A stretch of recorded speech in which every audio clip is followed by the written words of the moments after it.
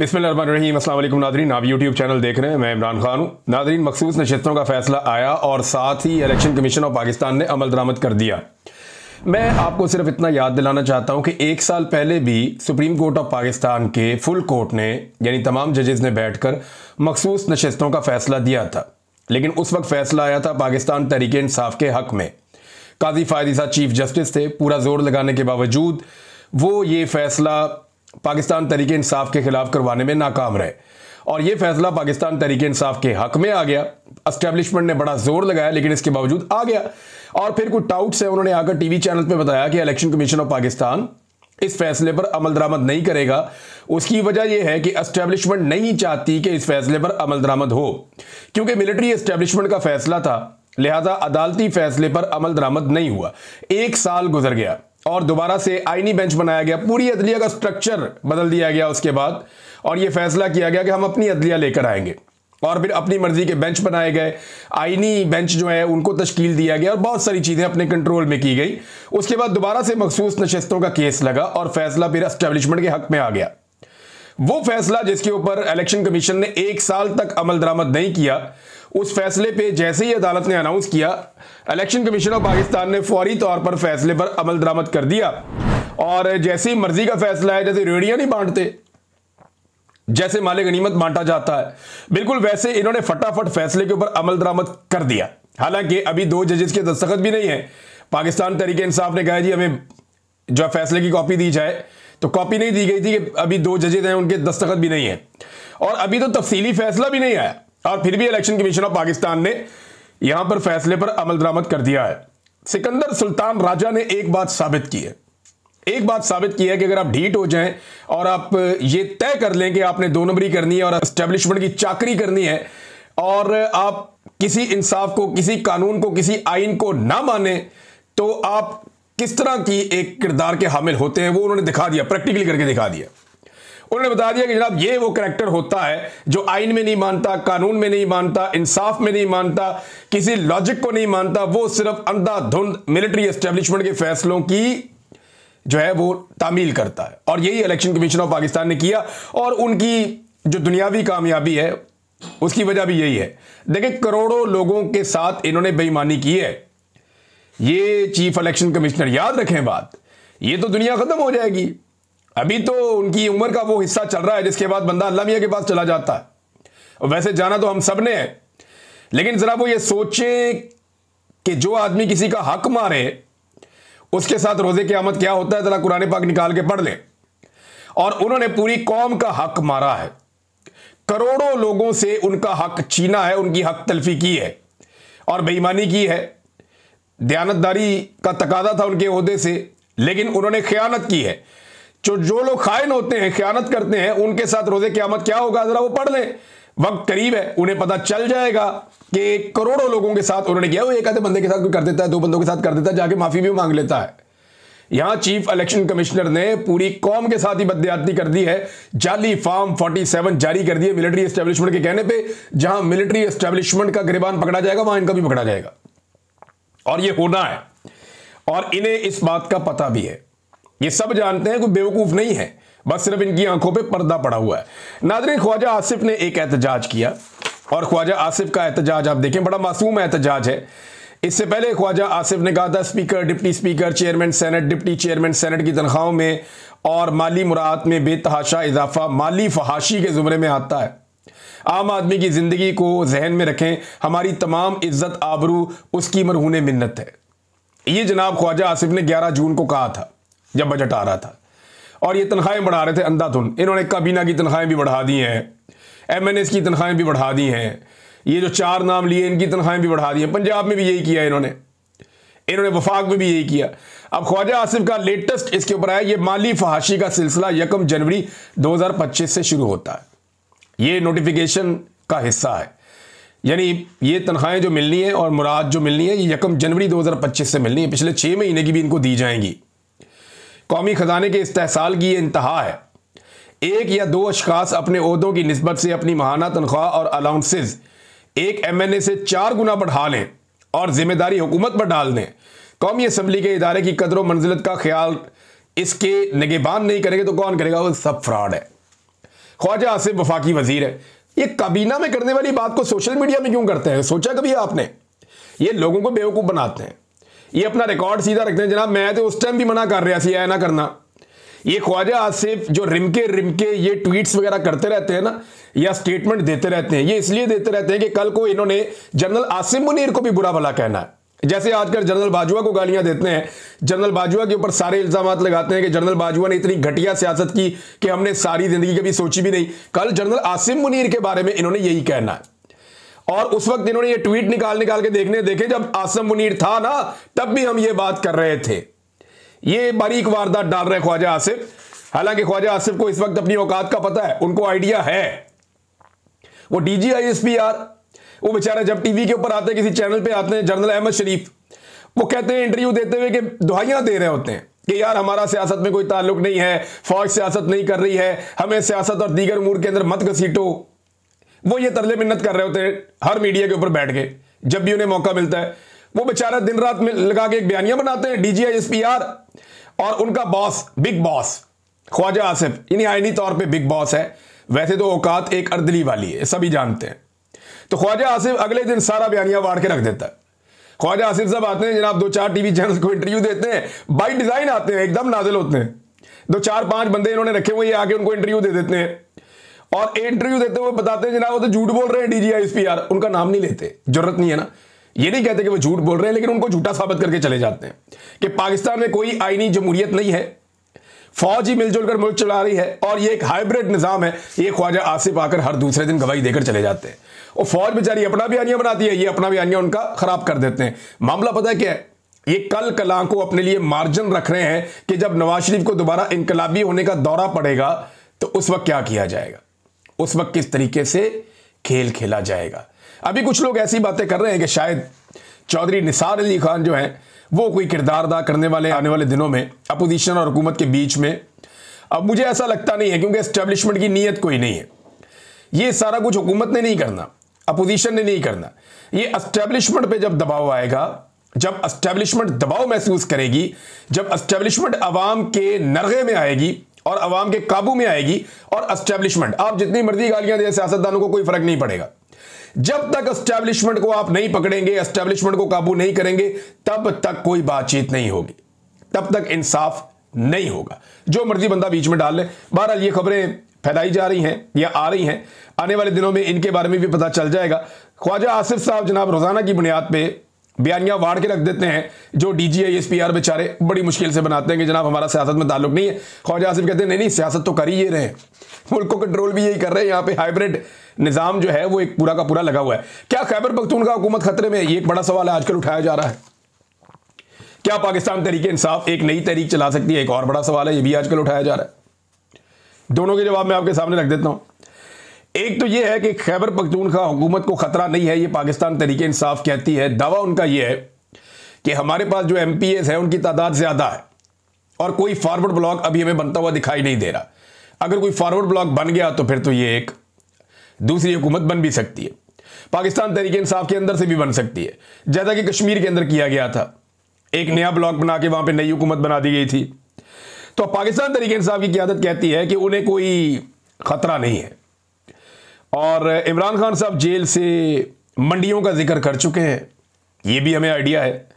दूसरी जानिब एक और तजवीज़ दी जा रही है पाकिस्तान तहरीक इंसाफ के अंदर, और वो तजवीज़ ये दी जा रही है कि मौलाना फजलुर रहमान साहब से जो है मामलात किए जाएं, और मौलाना फजलुर रहमान साहब से रब्ता किया गया है पाकिस्तान तहरीक इंसाफ की जानिब से।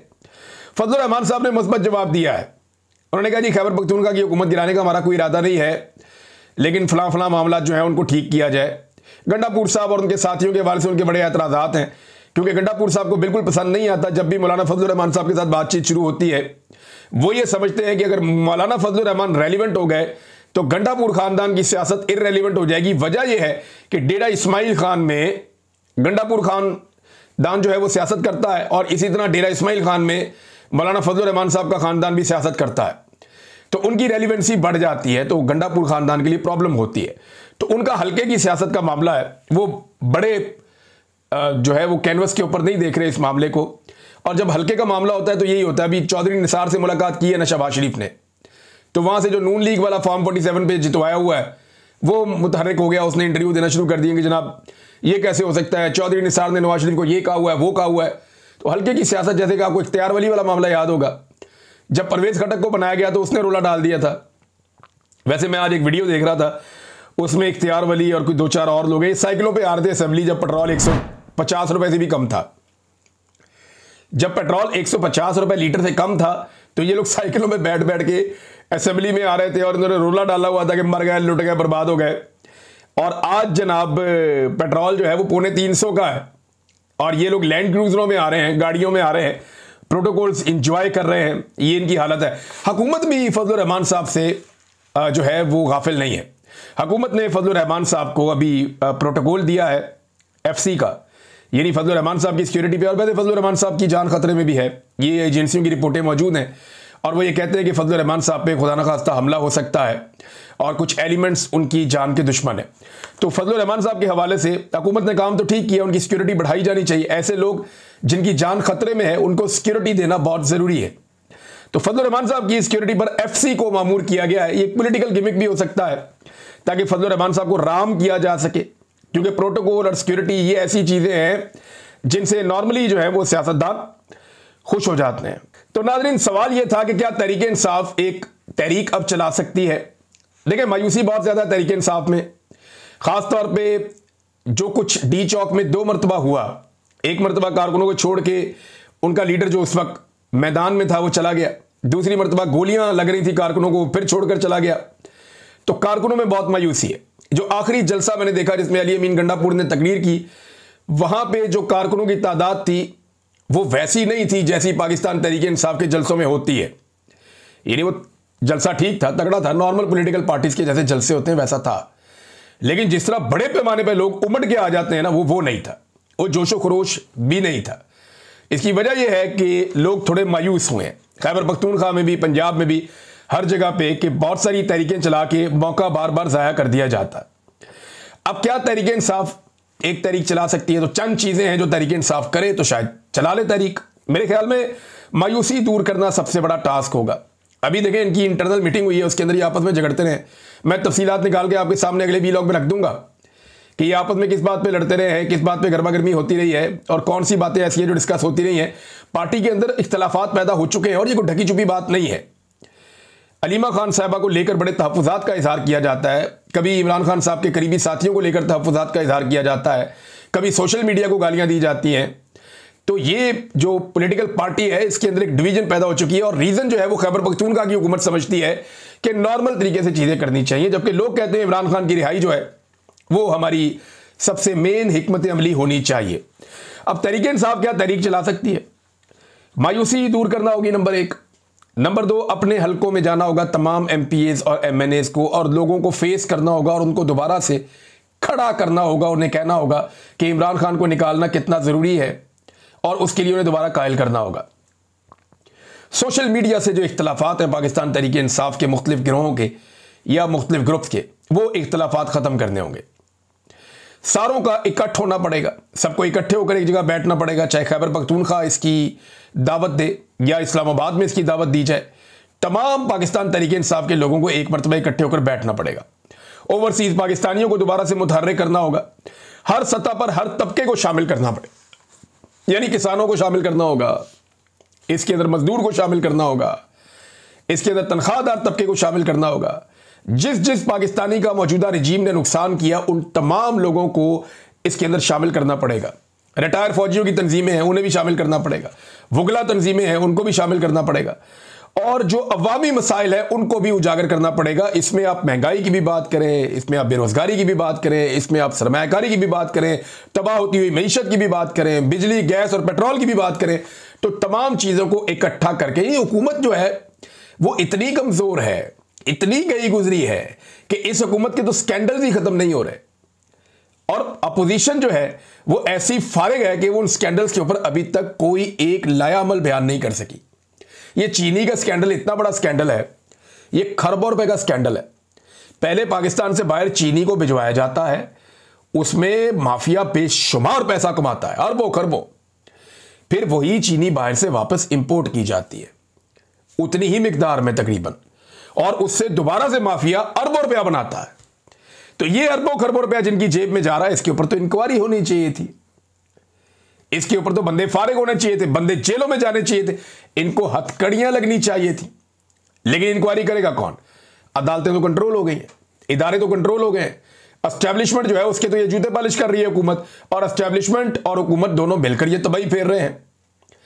तो एक रास्ता था छोटा सा, जुनैद अकबर के पास पब्लिक अकाउंट कमेटी का चेयरमैन का ओहदा है, वो कम से कम ये मामला उठा तो सकता था।